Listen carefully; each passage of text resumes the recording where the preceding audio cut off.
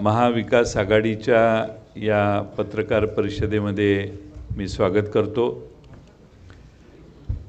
आज या पत्रकार परिषदेमध्ये महाविकास आघाडीचे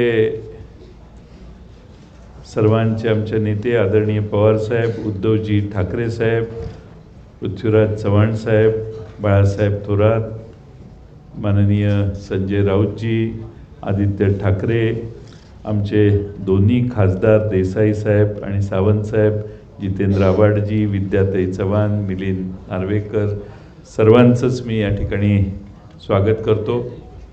आपल्या महाविकास आघाडीने महाराष्ट्रामध्ये घवघवीत यश मिळवलं आणि तर आपणा सर्वांच्या समोर पहिल्यांदाच एकत्रितपणाने येते।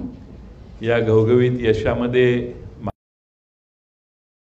शिवसेना, काँग्रेस, राष्ट्रवादी, शरदचंद्र पवार पक्ष, भारतीय कम्युनिस्ट पक्ष, मार्क्सवादी कम्युनिस्ट पक्ष, समाजवादी पक्ष, शेतकरी पक्ष, आप हा पक्ष, आम आदमी पार्टी, त्याचबरोबर महाराष्ट्रातल्या विविध संघटना ज्यांनी प्रचारामध्ये प्रचंड मोठी कामगिरी बजावली, जनजागरण केलं। खास करून निर्भय बनो ही जी संघटना आहे, डॉक्टर विश्वंभर चौधरींची, निखिल वागळे असतील, आदी ॲडव्होकेट सरोदे असतील किंवा महाराष्ट्रातल्या वेगवेगळ्या संघटना, सामाजिक संघटना ज्यांची नावं प्रचंड मोठी यादी आहे, त्या सर्वांनी मिळून महाराष्ट्रात जनजागरण करून आज महाराष्ट्रातला हा विजय प्राप्त झालेला आहे। देशातल्या राजकारणामध्ये महाराष्ट्राने बजावलेली भूमिका ही अतिशय महत्त्वाची ठरलेली आहे आणि देशाच्या राजकारणामध्ये इंडिया आघाडीला जे बळ भारतातल्या जनतेने दिले, त्यातलं सगळ्यात मोठं लक्षणीय यश आणि बळ महाराष्ट्रातल्या जनतेने या महाविकास आघाडीला दिलेलं आहे आणि त्यानंतर पहिल्यांदाच आपण या ठिकाणी भेटलेलो आहेत। मी आमच्या सहकारी पक्ष आणि सर्व संघटना ज्यांचा मी उल्लेख केला त्या सगळ्यांचे आभार मानेनच, पण माननीय उद्धवजी ठाकरे साहेब, पवार साहेब आणि काँग्रेसचे दोन्ही नेते पृथ्वीराज बाबा आणि बाळासाहेब थोरात यांच्या वतीनं आज आपणाला या ठिकाणी महाराष्ट्राच्या जनतेपर्यंत पोचण्यासाठी आपण सर्वांना या ठिकाणी बोलवलं आहे। आपणही आम्हाला या निवडणुकीत सगळ्यांनी सहकार्य केलं। सर्व चॅनेल, सर्व वर्तमानपत्र, आमच्याकडे साधनं कमी होती, यंत्रणा कमी होती, जाहिरात देण्याची क्षमता 2% पण नव्हती समोरच्या बाजूच्या तुलनेनं, आणि महाराष्ट्रामध्ये निवडणुका कशा झाल्या याचा आपणा सर्वांना अंदाज आलेला आहे आणि किती खर्च एखादा पक्ष करू शकतो याचा आकडे जर बघितले तर त्या पार्श्वभूमीवर मिळालेलं हे यश 31 जागांचं हे फार मोठं आहे आणि त्यामुळं एवढं घवघवीत यश महाराष्ट्रातल्या जनतेनं दिलेलं आहे। त्या महाराष्ट्रातल्या जनतेला देखील आभार त्यांचे मानणे आवश्यक आहे। यासाठी मी ही पत्रकार परिषद सुरू करावी एवढीच विनंती करतो।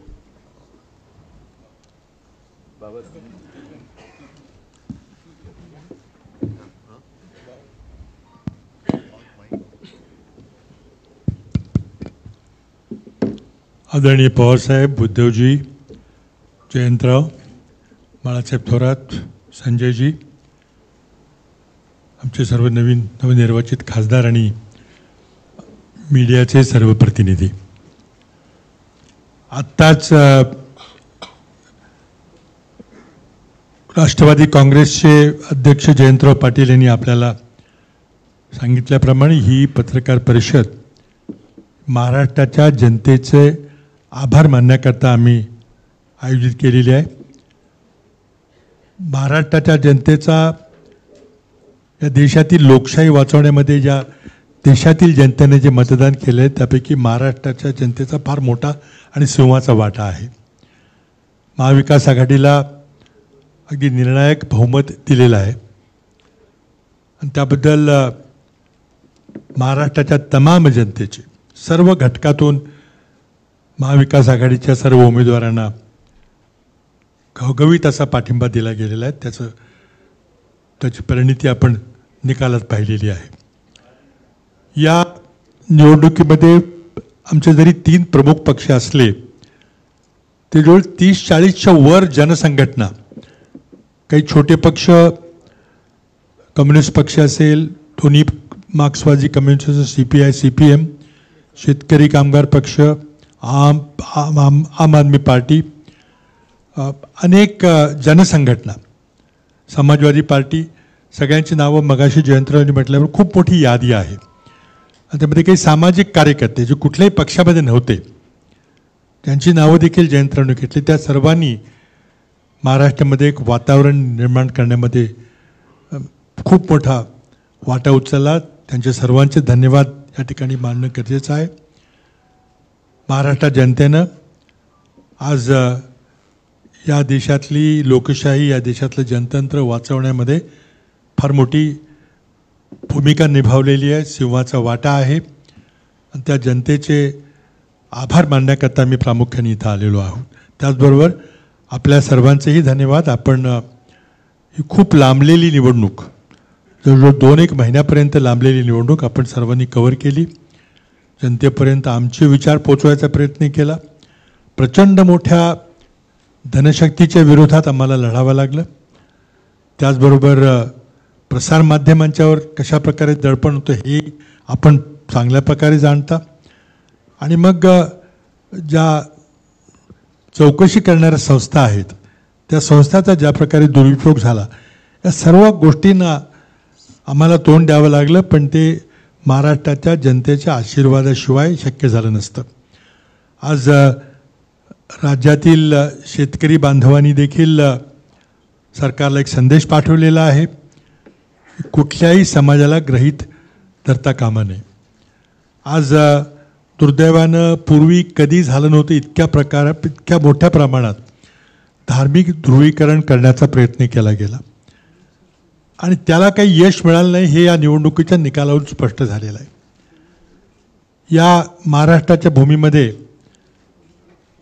छत्रपती शिवरायांच्या आचरणाहून आदर्श घेऊन आम्ही सर्वधर्म समभावाची भूमिका या ठिकाणी राबवतो आणि त्यामुळं धार्मिक ध्रुवीकरण कुठं पसरलं नाही, कुठलाही मुद्दा तिथे चालला नाही. जनतेच्या प्रश्नाला महाविकास आघाडीच्या नेत्यांनी प्राधान्य दिलं आणि खरं म्हणजे पवारसाहेबांनी आणि उद्धवजींनाही धन्यवाद दिले पाहिजे की त्यांनी ज्या प्रकारे जवळजवळ प्रत्येक मतदारसंघामध्ये जाऊन त्यांनी प्रचार केला.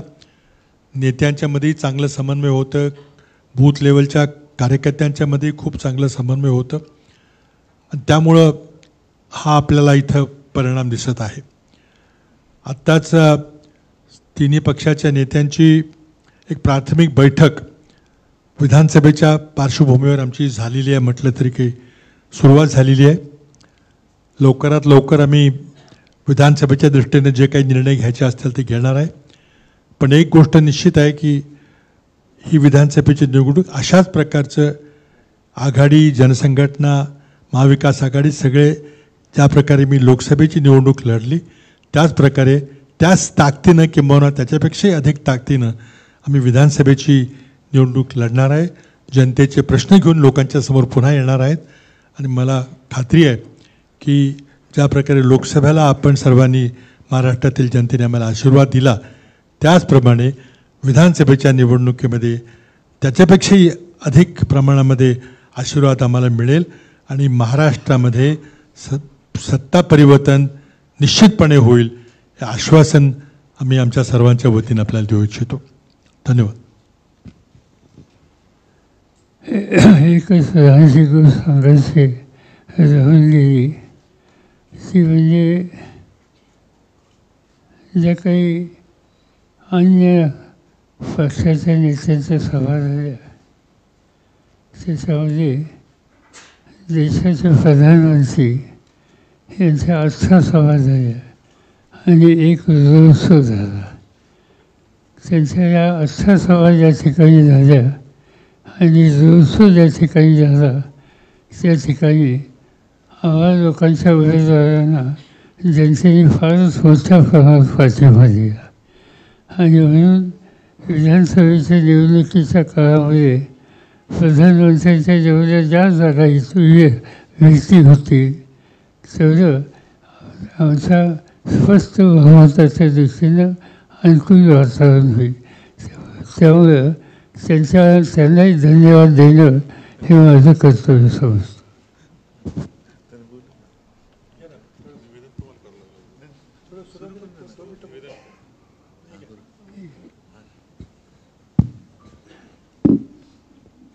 आदरणीय पवारसाहेब, माझ्या समवेत बसलेले महाविकास आघाडीचे सर्व मान्यवर आणि उपस्थित पत्रकार बांधवांनो भगिनींनो, आजच्या आपल्या भेटीचा हेतू जयंतरावांनी सांगितला आहे, पृथ्वीराजजींनी सांगितलेला आहे. महाराष्ट्राच्या जनतेने जो कौल दिला आणि एक संपूर्ण देशामध्ये असं वातावरण होतं की भाजपाविरुद्ध कोणी लढू शकत नाही, हे अजिंक्य आहेत. तर अजिंक्यपणा त्यांचा किती फोल आहे, तो फोलपणा महाराष्ट्राच्या जनतेने ताकदीने दाखवून दिलेला आहे. म्हणून महाराष्ट्राच्या जनतेचे तर आम्ही आभार मानतोच आहोत, त्यांचे आशीर्वाद तर आम्हाला पाहिजेतच आहेत. इतर सर्वांनी म्हणजे ज्यांचा उल्लेख जयंतरावांनी केला, मग ती निर्भय बनो एक सामाजिक संघटना आहे, त्याच्यानंतर यूट्यूबच्या माध्यमातून निखिल वागळे आहेत, हेमंत देसाई आहेत, प्रशांत कदम आहेत, अशोकराव वानखेडे आहेत, रवीश कुमार, हे सगळेच एका धाडसाने जनतेचे प्रश्न हिमतीने ते मांडत आले आणि त्यांच्या मांडण्यामुळेच एक निपक्षपातीपणाने त्यांनी ती बाजू मांडली. त्याच्यामुळे जनतेला सुद्धा सत्य काय आहे हे कळत गेलं. आणि मी तर असं म्हणेन की ही लढाई फार विचित्र होती. आर्थिकदृष्ट्या असेल, यंत्रणेच्या दृष्टीने म्हणा, ही विषम लढाई तर होतीच, पण संविधान आणि लोकशाही वाचवण्यासाठी ही लढाई होती. आणि मला अभिमान आहे की मी माझ्या भाषणाची सुरुवात देशभक्त बांधवांनो भगिनींनो आणि मातांनो अशी करायचो. त्या सर्व देशभक्त आणि लोकशाही प्रेमी नागरिकांनी महाविकास आघाडीला आणि देशात इंडियाला जो कौल दिलेला आहे, ही एक जाग आता आपल्या देशाला आलेली आहे. आणि साहजिकच आहे, हा विजय हा अंतिम नाही आहे, ही लढाई सुरू झालेली आहे. येत्या 2-3 महिन्यामध्ये विधानसभा महाराष्ट्राच्या येतील, त्याच्यानंतरसुद्धा इतर राज्यांच्या काही निवडणुका येतील. मुळामध्ये हे जे काही आता मोदी सरकार होतं ते आता NDA सरकार झाले. हे सरकार किती दिवस चालेल हा एक मोठा प्रश्न आहे. कारण आमच्याबद्दल नेहमी म्हटलं जात होतं की युती, नैसर्गिक युती आणि अनैसर्गिक युती. तर आत्ता ते जे काही तिकडे कडबोळ झालेलं आहे दिल्लीमध्ये, हे नैसर्गिक आहे का अनैसर्गिक आहे हा सुद्धा एक मोठा प्रश्न आहे. एकूणच देशातली जनता या निवडणुकीच्या निमित्ताने जागी झाली, हे फार मोठं यश या निवडणुकीच्या वेळेला आपल्याला मिळालं असं मी मानतो. आणि आपल्या मनामध्ये काही प्रश्न असतील आपण विचारा, त्याला उत्तर द्यायचा आम्ही प्रयत्न करतो.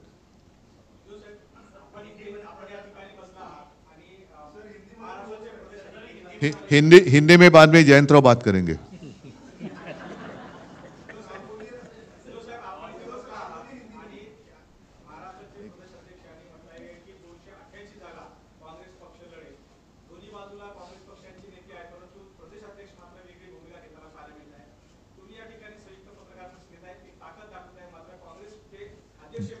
जेव्हा 3 पक्ष एकत्र पत्रकार परिषद घेतात, याचा अर्थ असा, पृथ्वीराजजींनी सांगितलेलं आहे की आमची एक प्राथमिक बैठक, अगदी प्राथमिक बैठक आपल्या समोर येण्याआधी झालेली आहे.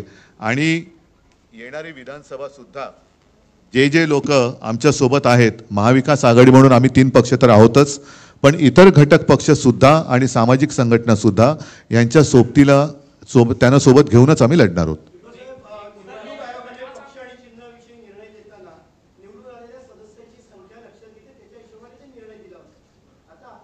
त्या निर्णयाला आम्ही सुप्रीम कोर्टात आव्हान दिलेलं आहे आणि त्या निकालाची अपेक्षा आम्हाला आता महिन्याभरात आहे. नाही, आता खासदार तर आमचे झालेलेच आहेत, पण मुळामध्ये तो निर्णय कसा अयोग्य होता हा सुप्रीम कोर्टासमोर सुप्रीम कोर्टाने त्याच्याबद्दल सुद्धा नाराजी व्यक्त केलेली आहे.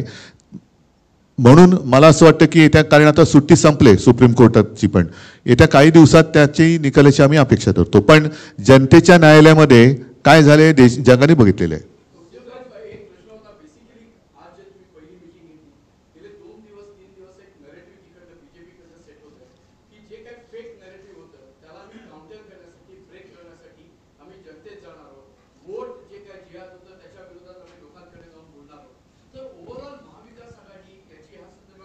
नाही, वोट जिहाद म्हणजे काय? कारण स्वतः नरेंद्र मोदीजींनी सांगितलं होतं की ते त्यांचं बालपण मुस्लिम कुटुंबियांच्या सान्निध्यात गेलेलं आहे. ईदच्या मिरवणुकीत ते ताज्या खालनं जायचे, त्यांच्या घरचं जेवण ते जेवायचे. आता मग त्या खाल्ल्या मिठाला ते जागलेत की नाही जागलेत? त्याच्यामुळे वोट जिहाद हा शब्द मला काय कळलेला नाही. मोदींनी पहिले सांगावं, जर ते लहानपणी त्यांच्या शेजारच्या मुस्लिम कुटुंबियांकडचं जेवण जेवत असतील तर त्या मिठाला ते जागलेत आणि जागणार आहेत की नाही जागणार आहेत?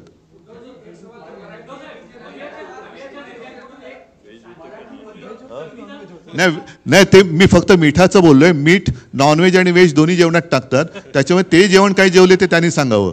आणि त्याच्यानंतर त्यांनी गोवंश हत्या बंदी पुढे करणार आहेत का?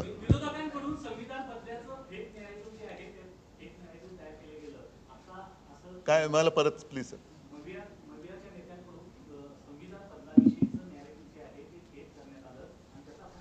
बरं ठीक आहे, यांना मतं दिली तर तुमची संपत्ती हे जास्त मुलं होणाऱ्यांना वाटतील, हे काय खरं नॅरेटिव्ह होतं? मंगळसूत्र उचलून नेतील, तुमच्या घरातले नळ कापून नेतील, तुमचं वीज, हे काय खरं नॅरेटिव्ह होतं? तुमची म्हैस चोरून नेतील, हे काय खरेपणा होता? नकली संतान, नकली सेना, हे काय खरं नॅरेटिव्ह होतं? आणि मी प्रत्येकाला नोकरी देईन, प्रत्येकाला घर देईन, हे काय खरं नॅरेटिव्ह होतं? उद्योगधंदे वाढवीन, हे काय खरं नॅरेटिव्ह होतं?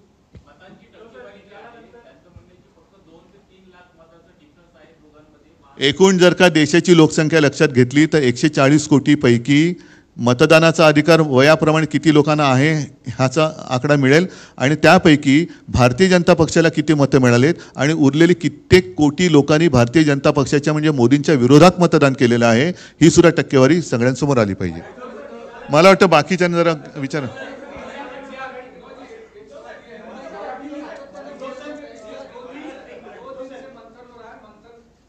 मंथन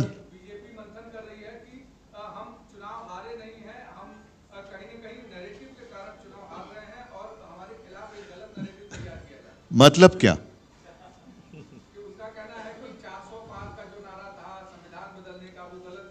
तो फिर दिया क्यों था? और आप ही के लोगों ने कहा था कि उन्हें संविधान बदलना है.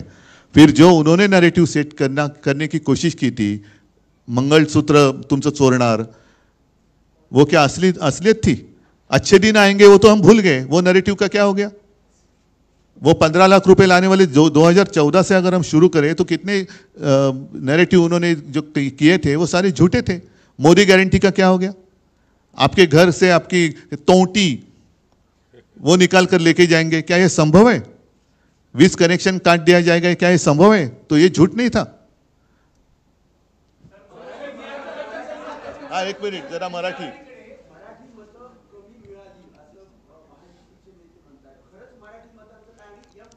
मराठी मतं का कमी मिळतील? काय असं काय कारण आहे?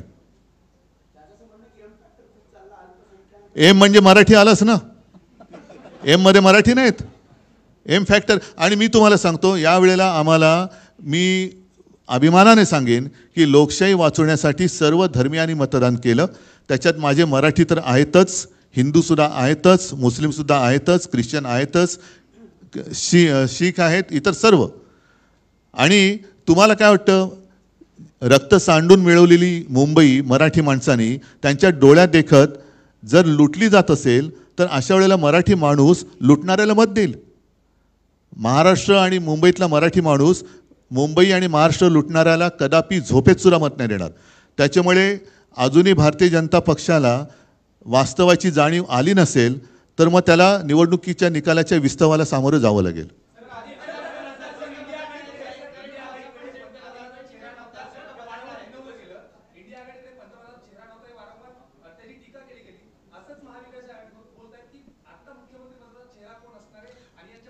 त्यांच्याकडे कोण असणार पहिला ठरवा ना. त्यांच्याकडे कोण आहे?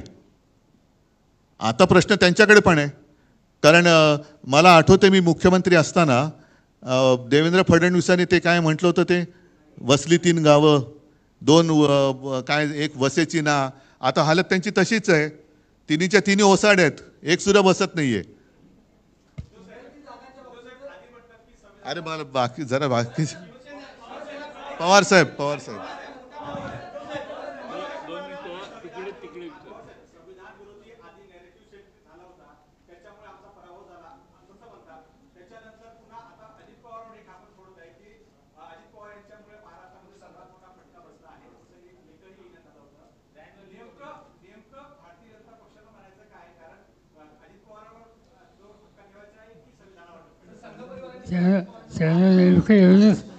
त्यांना नेमकं एवढंच सांगायचं आहे की महाराष्ट्राच्या जनतेने आमचा पराभव केला. त्या संबंधीची कारणं अनेक आहेत, पण ते आम्ही आता बोलू इच्छित नाही.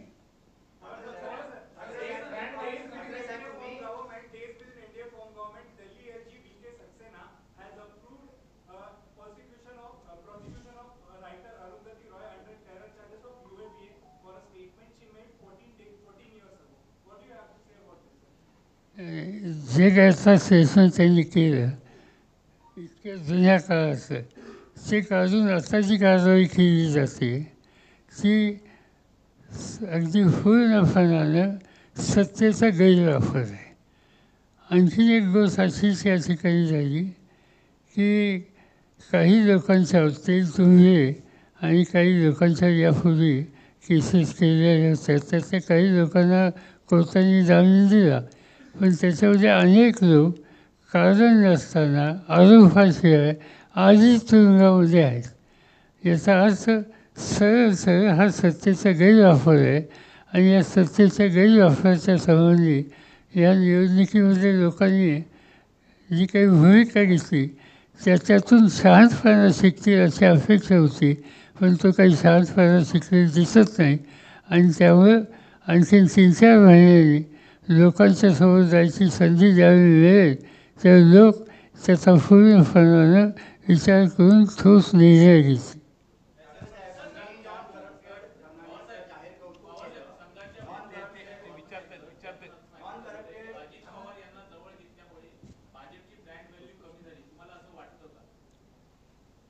प्रश्न समजला नाही. अजित पवारने घेतल्यामुळे भाजपची ब्रँड व्हॅल्यू कमी झाली. त्याचा काय त्यांचा अनुभव काय तो त्यांनी सांगितलं. आम्ही त्याच्यापेक्षा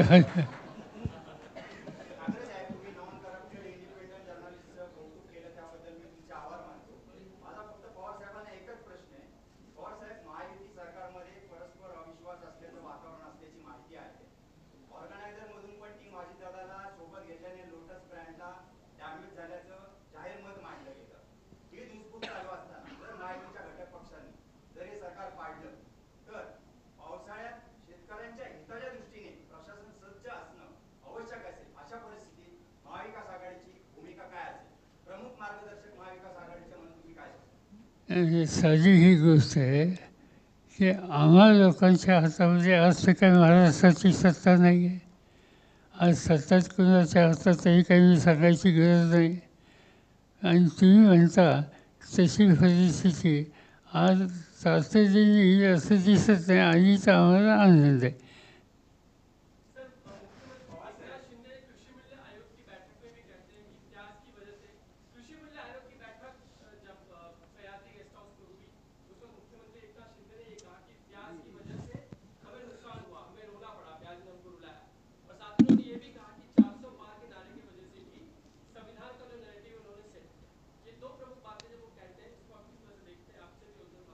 सीधी बात है, प्याज पैदा करने वाला किसान तो नाराज था, इसमें कोई दो बातें नहीं, मगर वहाँ तक सीमित नहीं. इस महाराष्ट्र का, इस देश का किसान वाइंड ये सरकार के बीजेपी के खिलाफ था. और आज भी इससे कोई बदल हो गई ऐसे मुझे दिखता नहीं.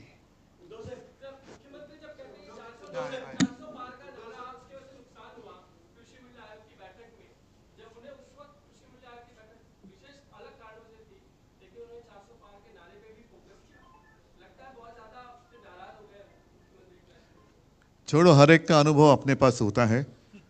तो प्यास के कारण भाजप को तो रोना पड़ा ही, लेकिन साथी जो है उनके वजह से भी वो रो रहे हैं।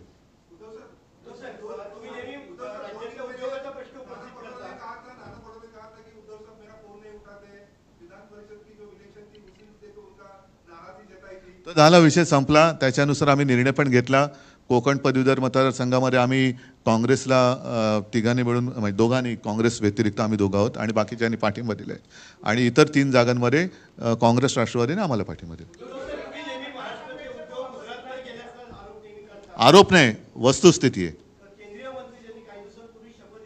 कोण?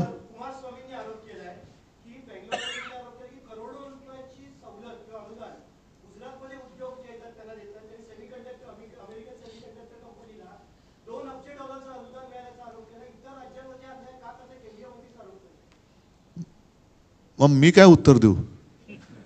त्यांनी पंतप्रधानांकडे उत्तर मागायला पाहिजे, कारण त्यांना पाठिंबा दिलाय। आणि मी माझ्या प्रचाराच्या भाषणात सुद्धा सांगत होतो की आमचा गुजरातबद्दल काही राग नाही। इंडिया आघाडीचं सरकार आल्यानंतर आणि उद्या सुद्धा आल्यानंतर आम्ही गुजरातच्या हक्काचं काय असेल ते देऊ, पण याकरता मोदी आणि अमित शाह गुजरात आणि संपूर्ण देश यांच्यामध्ये एक जी भिंत उभी करतायत ती अत्यंत घातक आहे। तशी भिंत त्यांनी उभी करता कामा नये। महाराष्ट्राच्या हिताचं असेल ते महाराष्ट्राला मिळालंच पाहिजे, गुजरातचं असेल ते जरूर गुजरातला द्या, तसंच अन्य राज्यांना जे आवश्यक आहे आणि त्यांच्या हक्काचं आहे ते दिलं गेलंच पाहिजे। त्यालाच आपण केंद्र सरकार म्हणतो। खरं केंद्र सरकार हा शब्द चुकीचा आहे, कारण आपली संघराज्य पद्धत आहे।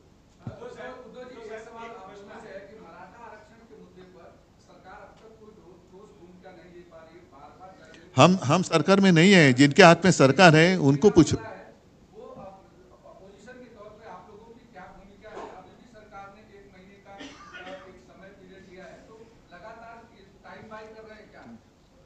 सीधी बात यह है कि ये इशू पर इससे पहले जो कोई महाराष्ट्र गवर्नर थे उन लोगों ने डिस्कशन किया था, कुछ कमिटमेंट किए थे। जो वहाँ बैठे थे अनशन पर, उन्हें कुछ कमिटमेंट की, मगर इस पर अमल नहीं हुआ और इसीलिए फिर ये उपोषण का मामला शुरू हो गया। जो कुछ बातें सरकार ने एक्सेप्ट की थी, कमिटमेंट की थी, इस पर जल्दी से जल्दी अमल करना ये फर्ज आज ये गवर्नमेंट का है। ये स्थिति हाथ के बाहर जाने की नौबत न आना, इसकी आज आवश्यकता है सामाजिक दृष्टि।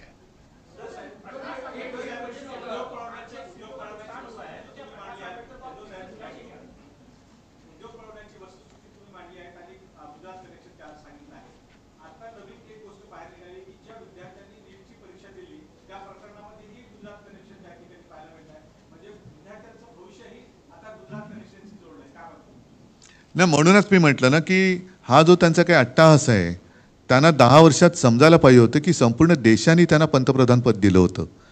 आता कसं बसं त्यांचं पंतप्रधान पद वाचलंय, ते किती दिवस हे सरकार राहील हे काय सांगता येत नाही। आणि गुजरातमध्ये जर का हे अशी सगळी चालूगिरी करायला लागले तर त्यांचं मूळ राज्य आहे तिथेच त्यांच्या आसनाला सुरुंग लागेल। आणि एकूणच जे काय मगाशी तुम्ही नरेटिव्ह म्हणतात, नरेटिव्ह एका बाजूला, पण ह्यांच्यामध्ये खरेपणा नाही आहे। हा सगळा फोलपणा आता देशाच्या जनतेच्या लक्षात आलेला आहे। यावेळेला मी परत सांगेन की मला अभिमान आहे की देशातली जनता जागी झाली आणि आणखीन सुद्धा एक थोडाफार विश्वास काही लोकांचा मोदींवरती होता, भाजपवरती होता, तो या निकालामुळे आता साफ उडालेला आहे। येत्या निवडणुकीत आणखीन चित्र खूप बदललेलं आणि देशाच्या दृष्टीने सुधारलेलं दिसेल।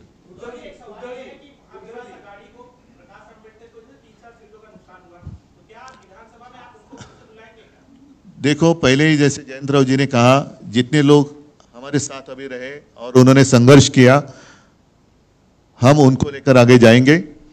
और कुछ लोग अगर आना चाहते हैं, सिर्फ ये या वो ऐसे नहीं, तो खींचातानी किए बिना अगर वो आना चाहते तो देखेंगे। लेकिन मैं जिसका नाम आपने लिया वो नाम लेकर मैं कुछ नहीं कहना चाहता, मैं जनरल बात कर रहा हूँ। ठीक है।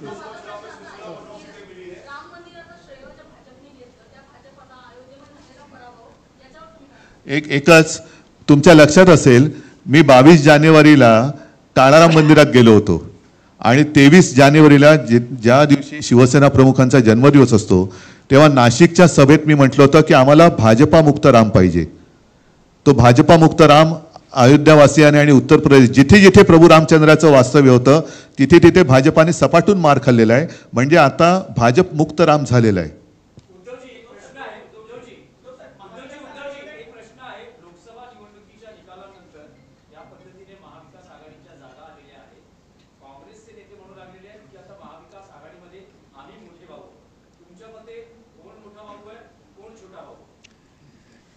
हे पहा, या निवडणुकीमध्ये मोठा भाऊ छोटा भाऊ वगैरे काही चालणार नाही. प्रत्येक मतदारसंघामध्ये आम्ही बसून सर्वात चांगला उमेदवार कुठल्या पक्षाकडे आहे आणि मागच्या निवडणुकीचे संदर्भ घेऊन जागा वाटपाचा निर्णय घेऊ. आमचा प्रयत्न आहे की लवकरात लवकर तो निर्णय होईल. आज प्राथमिक बैठक आमची झालेली आहे, त्यामुळे बाकी तुम्ही याच्यात काही जाऊ नका. मला वाटतं पृथ्वीराजजींनी उत्तर दिले ना, वेगळं काय याच्यातच आमची एक वाक्यता दिसते.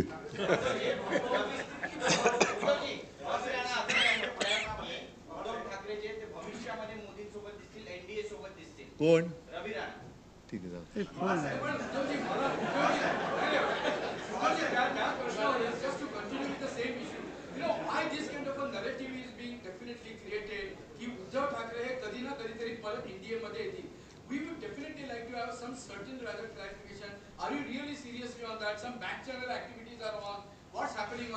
बरं ठीक आहे, मला समजा जायचंय, यांच्यामध्ये बसून आता हो सांगू.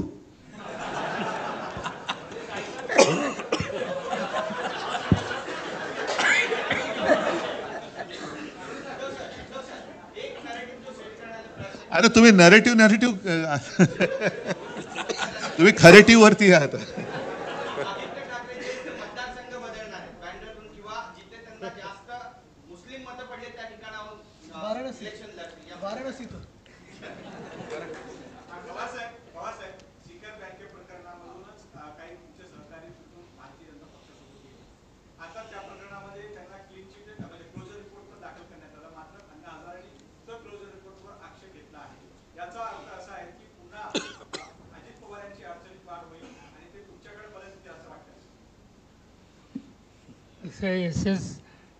ही वर्ष कोर्टाच्या ताब्यात आहे, 27 आहे आणि 27 माणसाच्या संबंधी ते भाष्य करणे हे काही सांगतानाचे लक्षण आहे.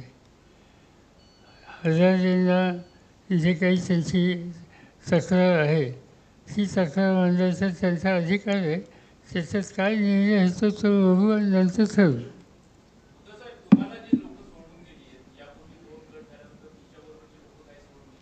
अजिबात परत घेणार नाही. पुढे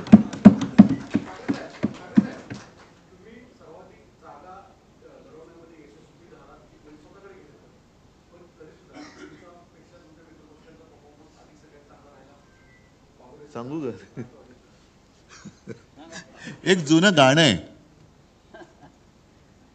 तुम्हाला माहिती असेल की नाही माहित नाही. पवार साहेब तुम्हाला नक्की माहिती असणार. माणिक वर्माजींचं गाणं आहे, पारिजात फुलला माझ्या दारी, फुले का पडती शेजारी.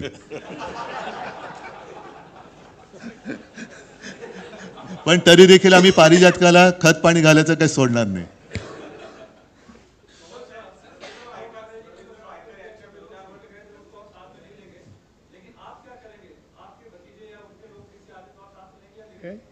जरा परत सांगा ना.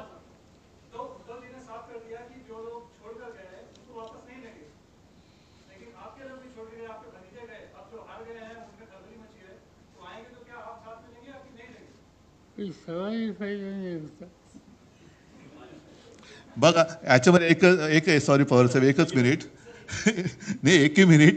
ये जो बातें हैं ना, मैंने तो बात साफ कर दी, लेकिन आपको याद है कुछ महीने पहले अमित शाह जी गए थे बिहार में और उन्होंने कहा था नीतीश कुमार के लिए भाजपा के दरवाजे हमेशा के लिए बंद है,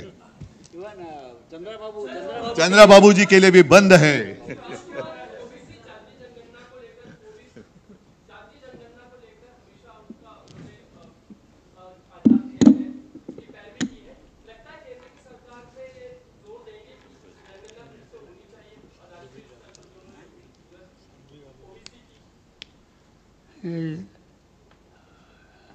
यासंबंधी साधारणतः आमचा विचार काही वेगळा नाही.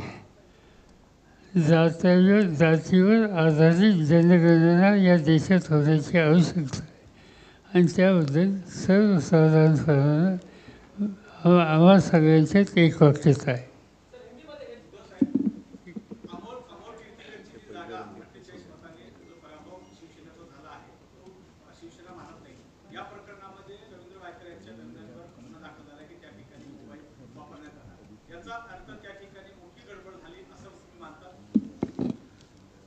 मानत नसतो तर कोर्टात का जाऊ आम्ही कोर्टात जातो आणि खात्री आहे आम्हाला की तिथे जे काय घडवण्यात आलेलं आहे, घडलेलं नाही मिळण्यात, घडवण्यात आलेलं आहे, हा बोगसपणा कोर्टामध्ये सिद्ध होईल. मी बघू ना, मी आता सगळी माहिती घेतली असं समजू नका, कारण मी वकिलांशी वगैरे सगळ्या तिथल्या लोकांची चर्चा सुरू आहे. रोज मला जेवढी पाहिजे तेवढी आवश्यक माहिती मी घेत असतो, पण आम्ही कोर्टामध्ये जातो आहोत आणि मला खात्री आहे की यातला गडबड घोटाळा हा आम्ही बाहेर काढू. त्याच पद्धतीने देशात सुद्धा काही ठिकाणी अशाच पद्धतीने निवडणूक निकाल लावून घेण्यात आले, असं कानावर आले, तिथली सुद्धा लोक कोर्टात जात आहेत.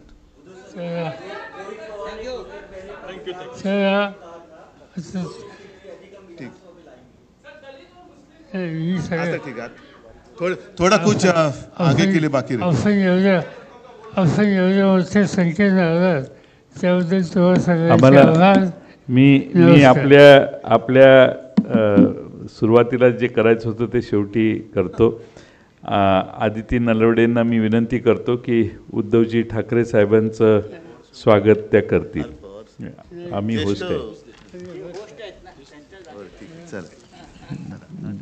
जितेंद्र आव्हाड साहेबांना मी विनंती करतो की त्यांनी आदरणीय पवार साहेबांना पुष्पगुच्छ द्यावं.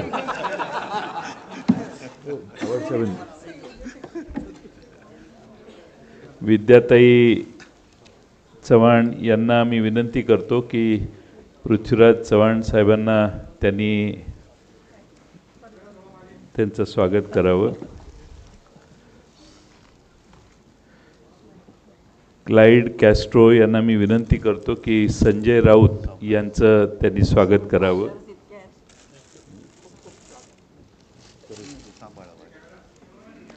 आदिती नलवडेंना मी विनंती करतो की माननीय बाळासाहेब थोरात साहेबांचं त्यांनी स्वागत करावं आणि आदित्य ठाकरे साहेबांचं त्यांनी स्वागत करावं. आणि नवनिर्वाचित खासदार देसाई साहेब यांचं आव्हाड साहेबांना मी विनंती करतो की त्यांनी स्वागत करावं आणि अरविंद सावंत साहेबांचंही स्वागत मी करतो. माझ्याकडे ते राहतात.